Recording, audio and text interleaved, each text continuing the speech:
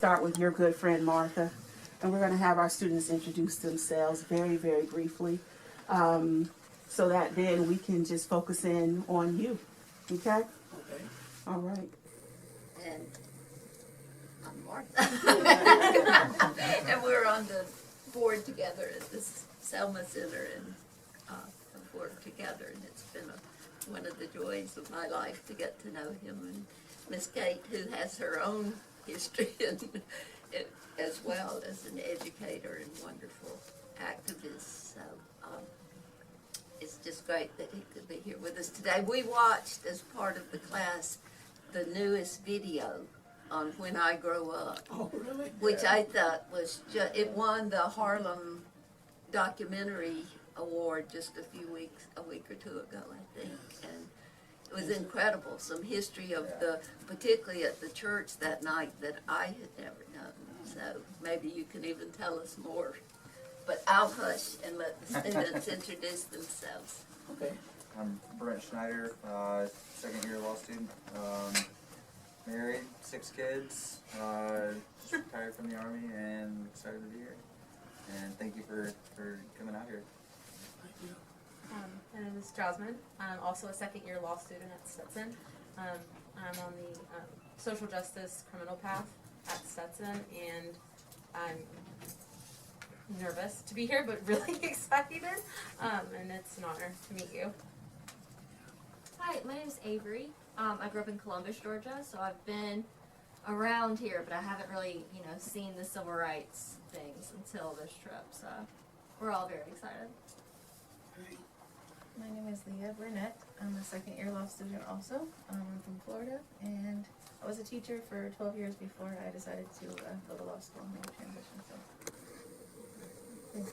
My name is Sally. I am from Cuba, but I've lived in Florida for a long time. And just thank you for meeting us. My name is Gabby. I am graduating from Stetson in December, hopefully.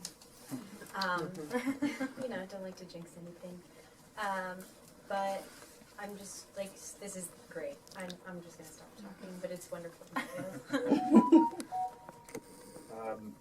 My name's Neil, part-time law student, full-time educator in high school in Florida. Born down the road in Maxwell, but lived most of my life overseas. Kind of interesting to come back for the first time in 35 years. Mm-hmm. My name's Thomas. I'm from Clearwater, Florida, and it's very nice to meet you. I'm a 3L at Stetson, and I'm very happy to be here. Mm-hmm. Good evening, sir, ma'am. Thank you for this opportunity, and we are certainly looking forward to you sharing your insights. My name is LaTanya Lynn, originally from Glen Burnie, Maryland, retired U.S. Army, and I'm also a rising 2L at Stetson University College of Law. It is my pleasure. Mm-hmm. And it's been a pleasure to get to meet you. Again, my name is Carmen Johnson. I am co-faculty here with Martha for this civil rights course. And I'm also a graduate of Stetson Law, and I'm the Chief Diversity Officer at Stetson University now. So we're very excited to have all three of you here, and thank you for taking a moment to share with us, even though you have a lot of things on your schedule. So we really appreciate the time. As part of our course, we've spent quite a considerable amount of time learning about the civil rights movement, particularly with a focus on components of the movements, on the strategy behind it. As these future lawyers are planning to be change makers themselves, looking at those heroes, sung and unsung, who were part of the movement, and of course, as part of their learning quite a bit about you, Dr. LaFayette, and some of the work that you've done, not only in Selma, but throughout the nonviolence portions of the movements in other ways. So this is just an opportunity for our students to connect with you, meet with you, and to ask questions, and we look forward to hearing your insights. Okay. Ray, you want to introduce yourself? I'm Ray Jones, and Martha asked me to videotape, and I said I would. Thank you. Thank you, Ray. Okay. I'm Omar Neal. I'm a dear friend of both Dr. Bernard Lafayette and Kate Lafayette. I'm the former mayor of Tuskegee, Alabama. That's right. I'm a syndicated radio personality, a 31-year radio show called You Got the Power. I currently conduct town hall meetings in conjunction with the White House in the area of health and wellness. Thank you. I'm delighted to be here with you. I'm Kate Lafayette, and I'm just eager to be with you, and if I can answer any questions or help you in any way, I'm delighted to do so, and we're glad to have him here. So, okay, you're on, Bernard. Okay, thank you. Yes, this is the reason I can't get the smile off my face is because I was a law student at Boston University. And the reason I'm smiling is because I just did an interview with somebody to talk to about how you put the legal factors into the movement to make change. And I'm just going to tell you about it so I can get a smile off my face.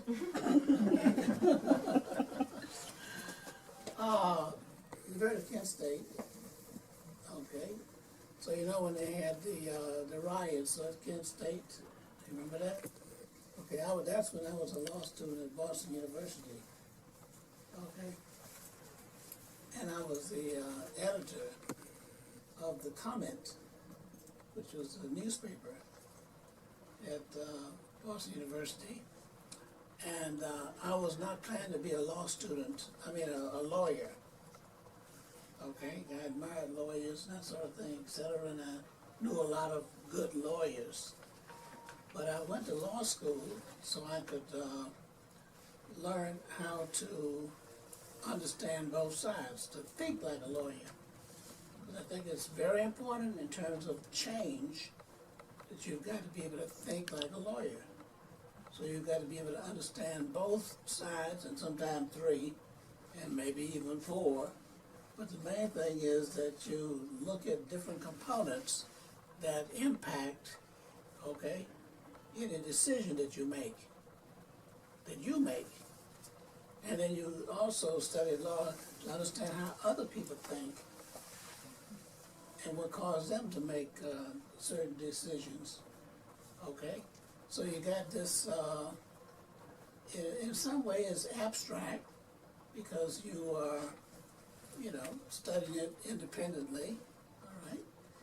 And so therefore I wanted to do that, but I'll get into stuff like that later. But anyway, what I did was, as the editor of the newspaper, was to look at Kent State and the university, like Boston University and Columbia, all of them. They went on strike after Kent State. And they went on strike as they closed down. The students did. So, as you know, and I know, that the hours that you spend studying law and going to those classes, they add up in a critical way, not like some of the others, okay? You know that, okay? You gotta have that. So a group of people got together to close down the law school because they'd already closed down the university, okay?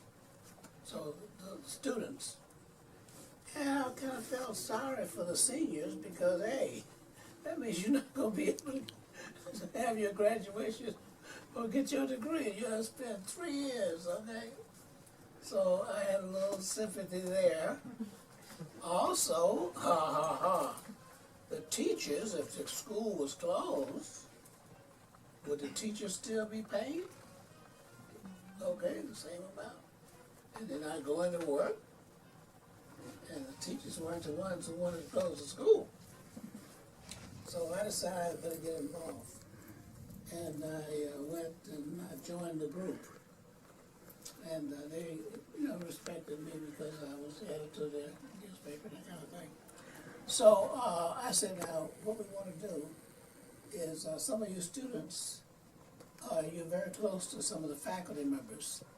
In fact, every faculty member area has a favorite student, and we know who they are because of the way they talk to them and always visiting with them in their office. Okay? So who's their favorite? Okay. Who got a favorite professor? Okay, so we find out who has a favorite professor. Okay? All right. So this was the two best ones. So I just took over. And I said, okay, I want you to go to your faculty member, your favorite one, who's very smart. Some faculty's members are smarter than others. It's like some students. So we know who they are. So we said, you go to your favorite professor, and we want you to get the best argument for keeping the school open. And you, okay, you got a favorite professor? Yeah. Go and get the best argument for closing the school down. You're going to make an argument and support that position. Not that you're going to do it, but if you were. So, okay. We did that. Came back. They felt very comfortable. Then we're going to have a meeting with the faculty and students so we can decide, okay, whether we're going to stay open or we're going to close. So we had the two students to speak, one after the other, okay? And then I spoke, and I say, I'm in favor of closing the school down. And the majority of the students and all that, they're around. I say, but the faculty members have to stay in their office in case of any papers we have to write or anything that we need to, you know. So technically speaking, the question is, well, if the faculty members are there and available, how are you going to say the school is closed? Okay, that's who you come to see when you come to the family, right? Okay, the faculty.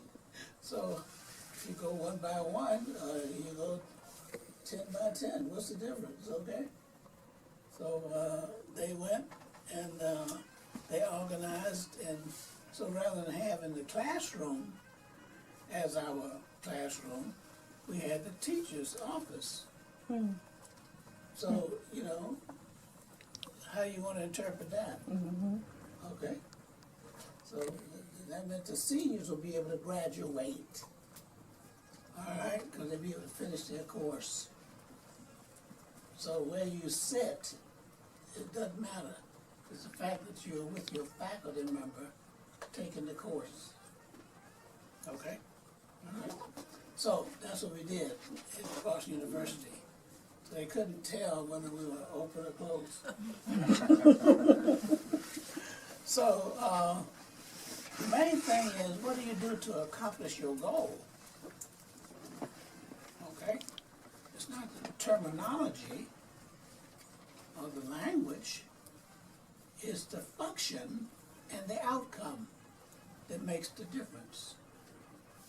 So you put a label on it. Closed? Well, that's a question mark. Okay? So I was just explaining that earlier from a lady I had a Zoom with. So that's why I was laughing, because you're law students and it brings back those memories. So I went to Boston University for law school for 1 year, and I went to the CLEO program in Iowa because I wanted to prepare myself for law school. So they give you a chance to take courses, CLEO program. And then you get ready to go to law school. You're already familiar with it, so you got your good start. In other words, people were not, okay? Now then, my wife here is kind of unusual because she's early childhood development. So I get to say once a man, twice a child. Twice. She takes care of me. Oh, goodness. My greatest You take care of nightmare her, too. is that she's gonna put one of those baby milk bottles in my mouth when I'm asleep. So she makes sure I'm taken care of, food and everything else. So that's good. But early childhood development and Tufts University and all that kind of stuff. But one of the other factors is that her father was Booker T. Washington's office boy. So he learned from Booker T. Washington directly and built all kind of businesses in Tuskegee. Just incredible. They bombed his place the same time they bombed the church in Birmingham. And what did he do? He stood on the ashes while the flames were still burning other places in the store. Because he built a supermarket. And her last name is Bulls. So the supermarket was named Black Angus. Yes. He stood on the burning ashes and stuff, and he said, "We will rebuild." It's not what happens to you in life that matters. It's how you choose to respond. Yeah. You have a choice. Build again, huh? That's right. That's what they said. We build again. This time they built a brick school. Am I in your way? Oh, so that meant all of it wouldn't burn down. But anyway, you've seen the film on my life as an early part. I'm going to leave plenty of time for questions because I can't wait, for questions.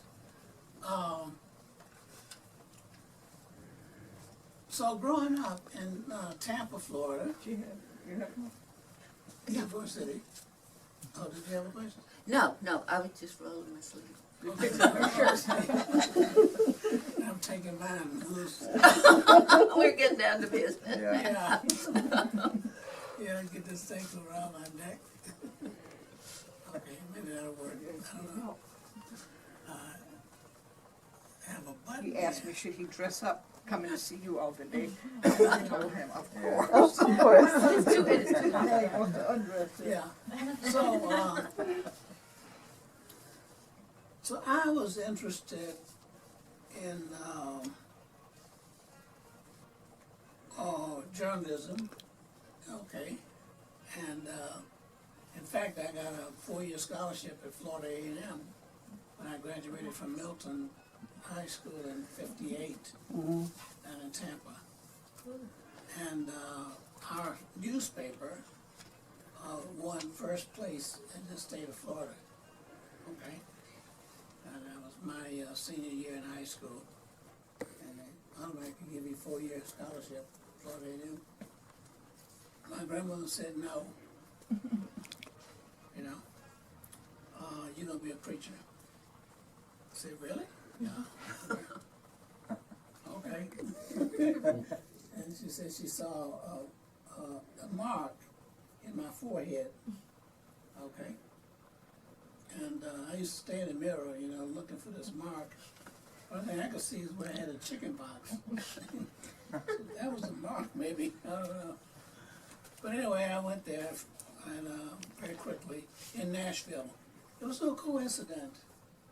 Nashville was the place that helped to make history. The people there. I mean, Marion Barry. He was, mayor down in Washington, D.C. He was with SNCC, In fact, he was the first SNCC chairman, Marion Barry. Okay? Yeah. Mm-hmm. And so we formed this group, SNCC, and John Lewis was a chair at one point, and you had students who were supposed to be the chair.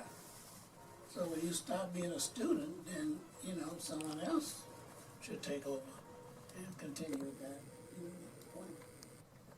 Well, a lot of people don't know it, but when we had our sit-ins in Nashville, because we were trained by James Lawson Jr., we had the strategy under our belt. In fact, the first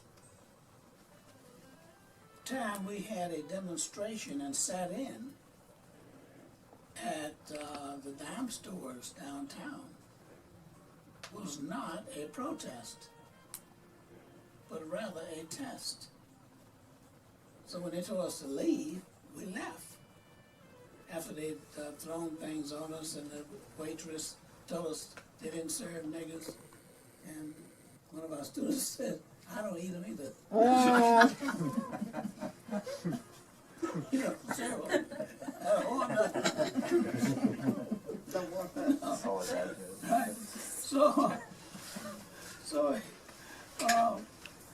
the test is very important. That's part of your research.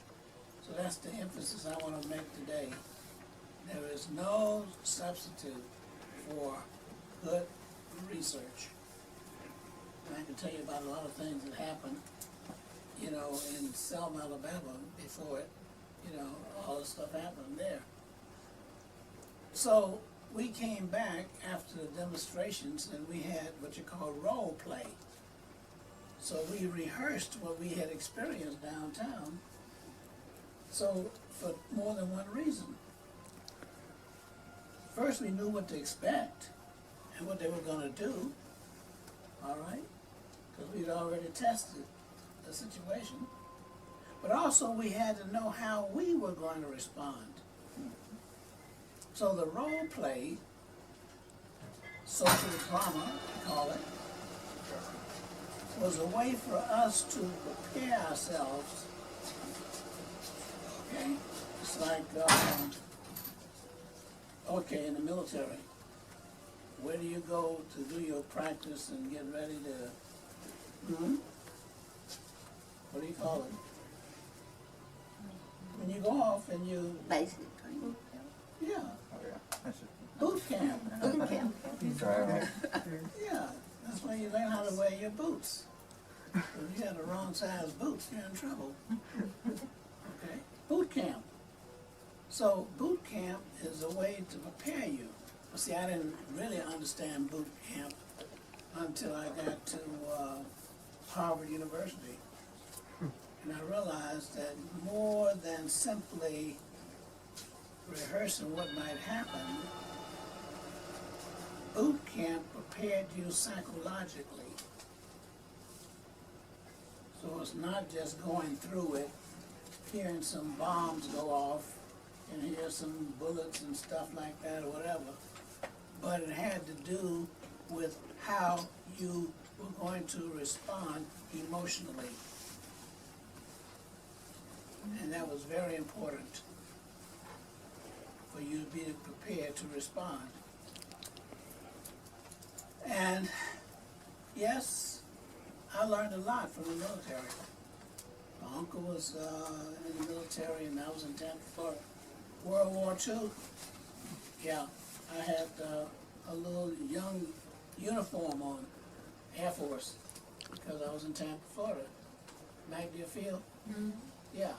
And see, my grandmother at the church, a lot of the military ministers, Air Force chaplains, used to come to our church.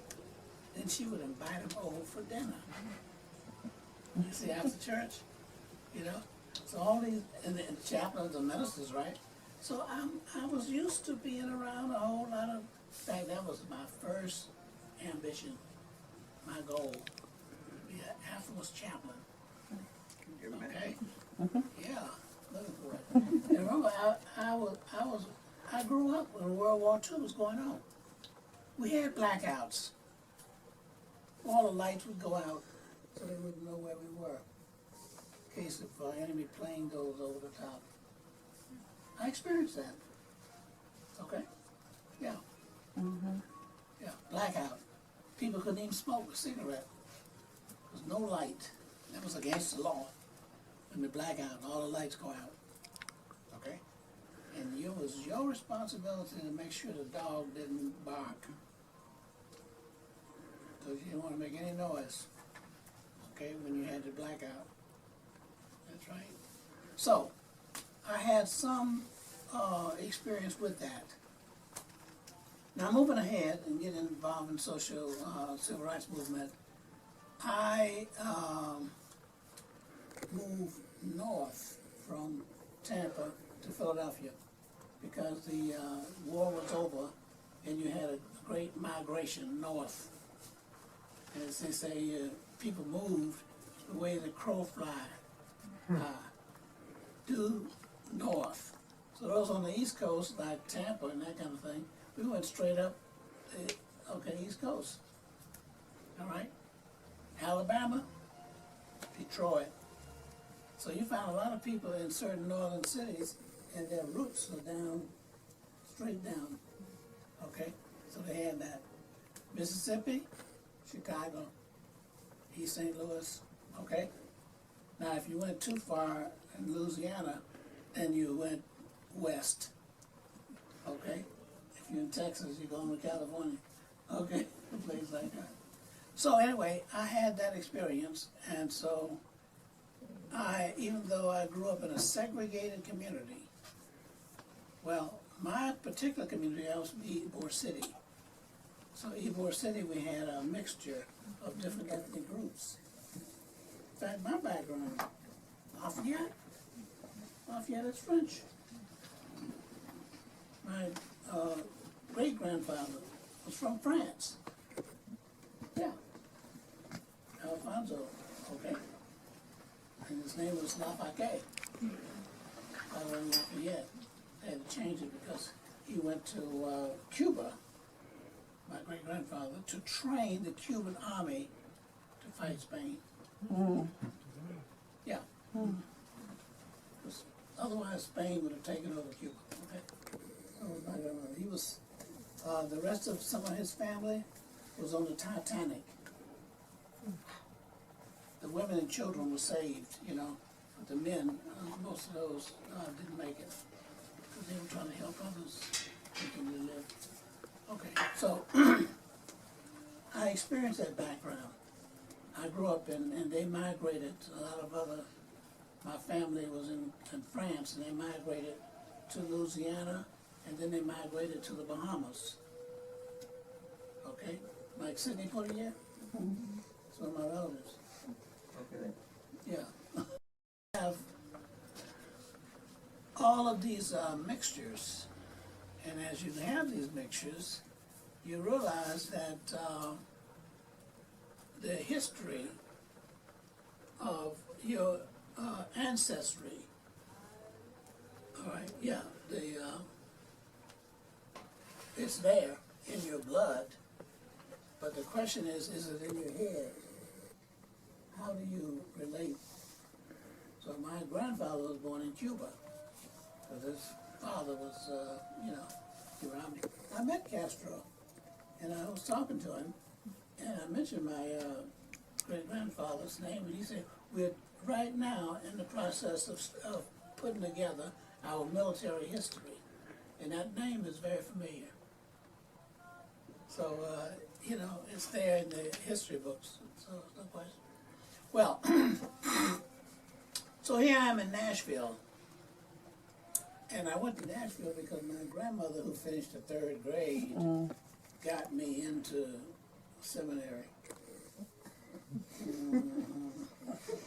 Yeah, her textbook was the Blueback Webster. She was smart as she could be. And as you saw in the movie, I ran behind her. I was on her dress tail every time she turned around. So I know all about older women. Everything. I used to go with her everywhere. So I learned a lot. And I'll just give you one example, then we'll move on. She decided that she owned her own house. and she built the walls so they could move. It's a two-story house, and if you wanted a two-bedroom, she could just move the wall, because the wall was just, a shield. So she had a lot of flexibility there. And I was born across the street from the Tampa Cigar Company. Okay, that's where I live. I grew up there. That was my front yard. And the children of the people who worked there didn't have any place for the children to go. So where do you think they went? Oh, my backyard. But I had to be Tarzan. So I had to wear short pants, and I had a dog, so anybody could be the monkey, but I used to entertain the kids all the time. Well, moving forward fast, I was involved in the sit-ins in Nashville because Jim Lawson trained us. And I can tell you, not only the boot camp type experience, we desegregated the Greyhound bus station because they had lunch counters downtown. Okay? All of it. Even the movie theater. Did you know we desegregated 5 movie theaters in Nashville? Because they served popcorn. Okay. Yeah. And this was in 1960. All right, all those places. We desegregated the train station. So this thing worked because of the strategy that we used. We didn't bother any restaurants. Just, those, places where they had lunch counters and stuff. All right, so we did that. Now, Freedom Rides, John Lewis and I had already taken the Freedom Rides from Nashville all the way to, we came through Troy, and he got off. It was at night. Bus driver was very angry. Tried to get us to go to the back, we wouldn't. Tried to get the policemen to come, they wouldn't come, because we'd already desegregated the lunch counters at the Greyhound bus station. So now the buses, how do you have an integrated bus station, segregated buses? So we desegregated the buses. Barack Obama mentioned it in John Lewis's eulogy. In fact, he called my name. Okay, when you look at it again, you see, he talked about that trip we took in '60. So '61. When it's time to go on the Freedom Rides, yes, let's go. John Lewis and I went and registered for it and everything. They wouldn't let me go unless I had parental permission. So I sent off to my father, and I didn't hear anything, and my time was running out, So I called and said, "Did you get this paper that I sent to you?" He said, "Yeah." He said, "I got it." I said, "Oh, well, could you sign them and send them back right away? I'm trying to make this deadline." Perfect silence. And I say, "Could you send a special delivery?" He said, "Do you think I didn't read it?" He finished the 7th grade, so he read real well. And so he said, "You think I didn't read it?" And I said to myself, "I was hoping you wouldn't read it, just sign it." I sent it back. I thought, something related to college. You know what he said? "I'm not going to sign your death warrant." Mm-hmm. That was his interpretation of all this movement stuff. So, I had to wait until John Lewis was able to go because he was 21 in February. I wouldn't be, 21 until July of that year. So, I had to wait. So, when the Freedom Ride stopped, because of the arrest in Birmingham, and they attacked the people in Birmingham, and burned the bus in Alliston, Alabama, you know, that Corps stopped the Freedom Rides. So those of us in Nashville picked it up. We said, we'll take it if it's too violent, you know. And that's what we did. And that's how the Freedom Ride started up again. And it was because of the experience we had in Nashville that we understood that the way you respond to violence is by using nonviolence. So here I was, on the Freedom Rides. So to make sure that, you know, we didn't run out of troops, we jumped early, those of us, before school was out, before the exams was over. John Lewis took the first group, and I was standing by to take the second group, so they won't run out of troops, okay? You always have a backup. And so when they arrested those in Birmingham, and you know what they arrested them for? You remember what they arrested them for? Hmm? Protective custody. Protective custody. They arrested them so they would be protected. Yeah. It's like putting the banker in jail so he won't get robbed. Okay? All right, so when they arrested John Lewis and his group, I launched the second group. And we didn't go by bus because we didn't want to be stopped before we got to Birmingham. So we sent 5 by car and then 5 by train. I went on the train. And we went on down and rendezvoused there, etc. I stayed at the bus station all night in Birmingham. Because every time we tried to get on a bus going to Montgomery, or coming to Montgomery, the bus driver wouldn't drive. And I understood, you know what I mean? If your bus get burned, hey, you know, you're not that excited about it. So every time we tried to get on the bus, like one bus driver said, how many of y'all from Cole? Cole? No, anybody from Cole. He said, well, how many of y'all from the NWACP? No white people don't play? No, nobody here from those places. He said, I got one life to live, and I am not going to give it to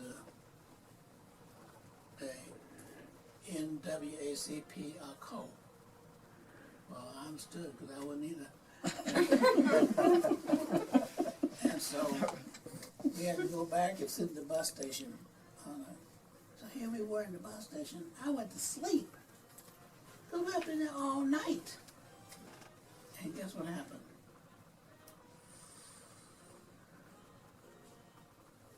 One of those Klan members got a cup and got some of that cold water, because we were in the white waiting room. So they had an electric water fountain. Okay. In the black one, they had the regular water fountain. But here they had okay. He took a cup of cold water, cold, and threw in my face. I was asleep, and I thought I was dreaming. So I woke up, and I looked around, and there it was. And they were Klan members with Klan clothes, white sheets and stuff on them, and their head thrown back. There was only one that had a black robe on, and that was Robert Shelton. He was the Imperial Wizard of the Ku Klux Klan. He was in charge.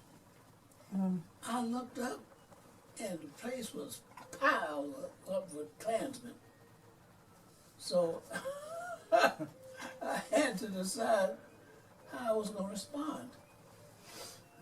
And I looked at him in his eyes, and he looked at me. And I didn't look angry. I had to study the situation, because, you know, just never had anybody throw any cold water in my face, and, you know. So I had to respond. So I remember my training. So here was a chance to put it into action. So what you do when you look in the eyes of a person, what you want to do is try to figure out what are they looking at when they see you. And so, therefore, you have control over how you are going to be received. Yes, that's right. People be looking at you, by the way. Yeah. You have to wonder what they're looking at. Because you can't see what they're looking at through their eyes. Your eyes don't tell you that. The only thing you can look at is their eyes and see if you can figure out what's on their mind. Make it short. You know what I did? I looked at him in his eyes, smiled, and said, "Thank you." Because I didn't need to be asleep with the Klan in there. So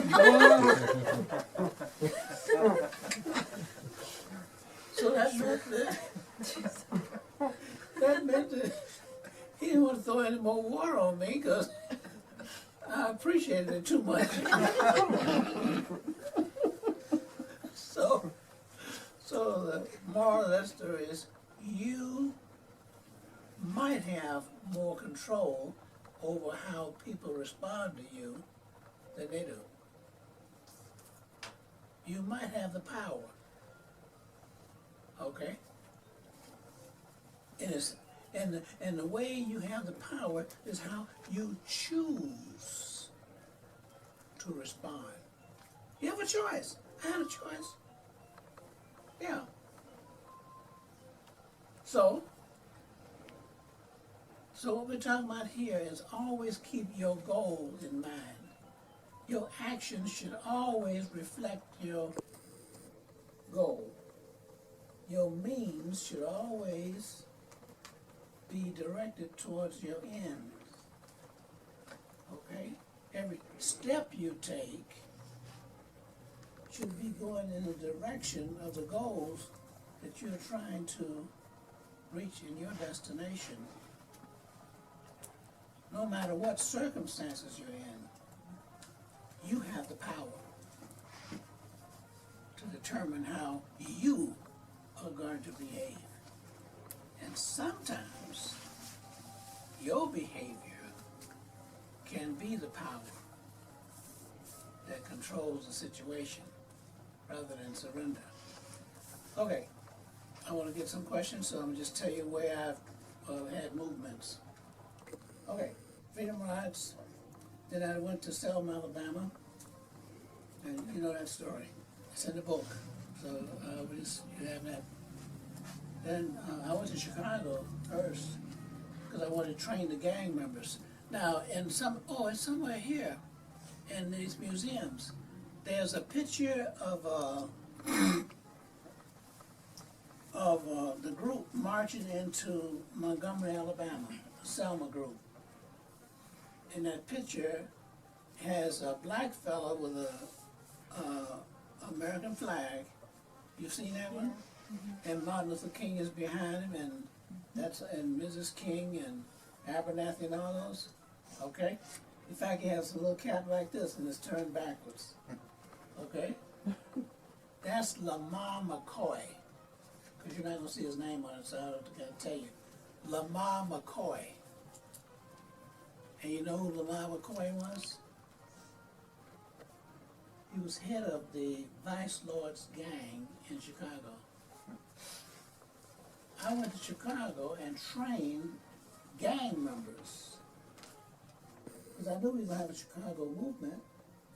So if you train the gang members to be marshals, they have a specific role to play. And so you have to teach them how to be marshals, nonviolent marshals. And so you have to capture the mind of the leader first. And the leader felt that they were doing something important, okay? So I trained them in Chicago, and then I sent them down to Selma, Alabama, so they could be marshals on the Selma March. So if you see those guys walking along, those are gang members from Chicago. I did that quietly, you know. So that was a boot camp. So the Selma March was a boot camp for the gang members from Chicago.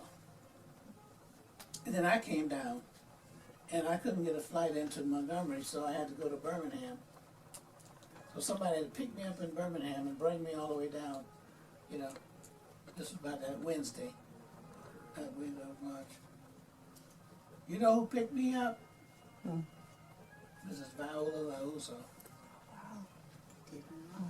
She was the one that was killed, shot that Saturday later on, driving people back and forth. So she drove me down there in that same car. I sat in the seat next to her, and Diane Nash's uncle, he was from Chicago. He used to work for Delta Airlines. Okay, in those days the airlines hired the bag boys and all that. So he was working for Delta Airlines. Now they're independent, you know. But anyway, so Selma, Alabama, Chicago, where else? Tuskegee, okay. We did that training there because what happened is that I went to get, you know, the assignment as a, for the, well, that's in the book, so I'll let you go there. I was invited to, well, let's deal with this. Martin Luther King, as you know, assigned me to be the director of his staff. So I had to supervise people like Jim Bevel, Hosea Williams, and Jesse Jackson, yeah, and Dorothy Cotton, and T.Y. Rogers. These were all older, mature people. They've been in the military, like Hosea Williams. He was a sergeant in the military. Okay, he's been firebombed and that kind of stuff, and more than 3 times, and he survived. You know, that kind of thing.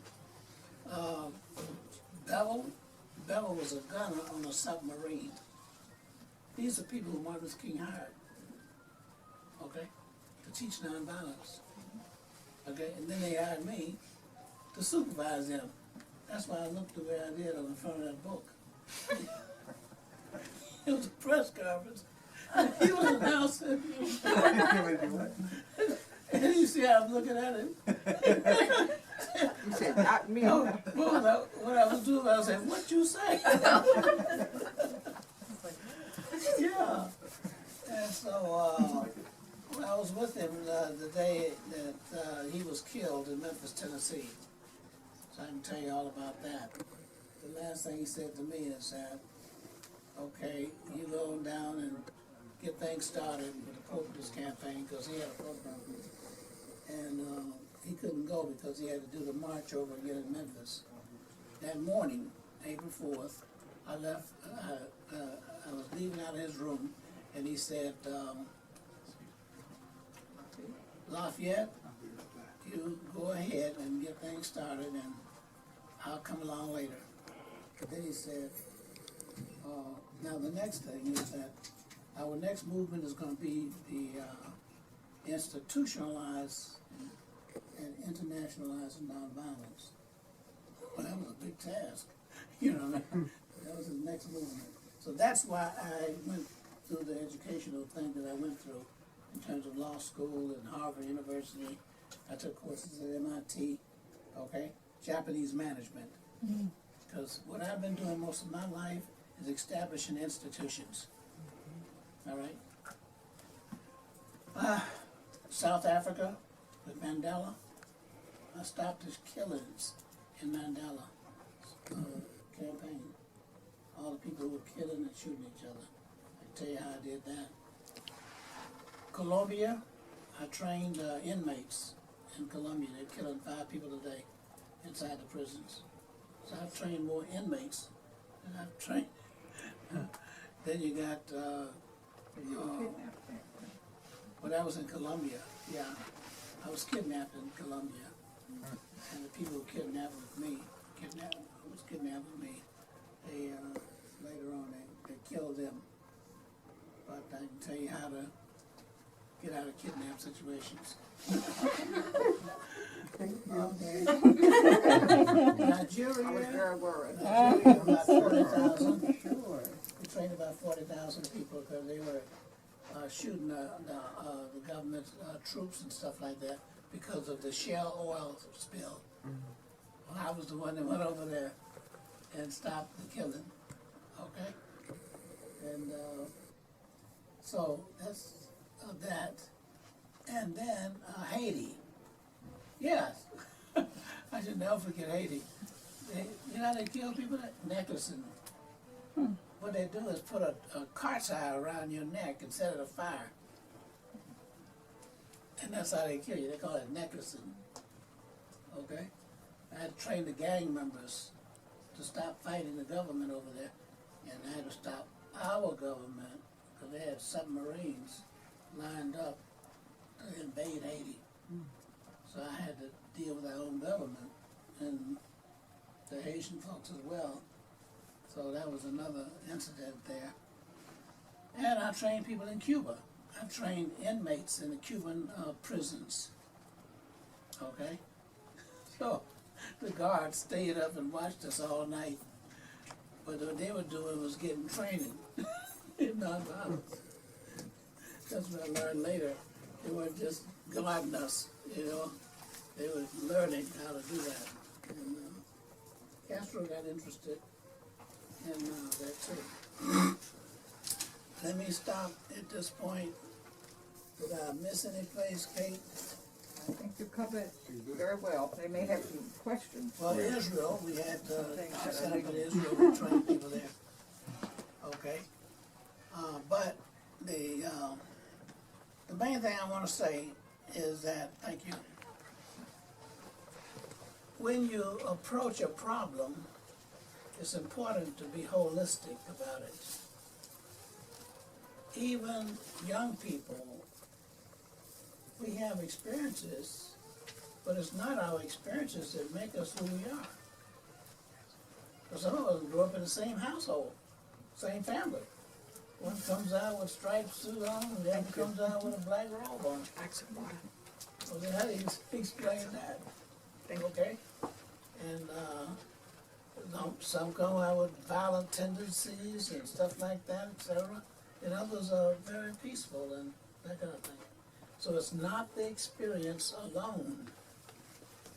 It's the person's interpretation of their experiences that will make the difference. And I learned that, you know, from the training and stuff like that we did. And so I want people to really fully appreciate the fact.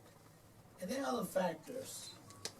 Like, for example, I'll say this and I'll stop. When we as Freedom Riders were in jail in Jackson, Mississippi, one of the things we did was sing in jail. And we said buses are coming and we wanted the people in jail to get ready for the Freedom Riders to come. All right, they told us to shut up because if we didn't, they were going to take the mattress. And so we told them to take the mattress. Jail was piled and filled up, and here we were with a little skinny mattress like that. And two of us slept on the same mattress. One put his head down that way, and the other put his, you know, head down the other way. And then there was an invisible line between the two of us. So we decided that we didn't need any mattress. I was sleep on the floor. And toothbrush, they found out we had toothbrushes. But that's what you do when you go to jail. You don't take any chances, you know, so you carry your own toothbrush. And some of these people had their toothbrush, and the jailer said, if I hear one more peek out of you boogers, I'm going to take those toothbrushes. That was a serious threat. Because we were overcrowded already. And then we were going to sing. So I had to teach them how to sing without blowing your breath on somebody. Now you do that? Oh, you take the middle part of your lips, top and bottom, you put the middle together, like that, okay? And then you say, Buses are a-coming, oh yeah. Buses are a-coming, oh yeah. Little air blow out the side of your mouth, but you don't breathe on nobody. While we were in jail, and this is hard for people to believe, that was our first set of freedom medals now, okay? We had a quartet, and the three of us of the quartet was in jail together. So we taught all the rest of them how to sing. And we used to sing and put the warden's name in the song. Okay, because at night the warden didn't have as much work to do. So the warden used to go and send the trustee out to get him ice cream. Okay? And the trustee is an inmate who you can send out and trust to come back. That's why I call them trustees. Okay? And guess what? We started singing. We put the warden's name in it. We called the warden our professor. And he got excited about us and sent the trustee out and got pints of ice cream for us at night. Every one of us, each of us rather, had a pint of ice cream in jail.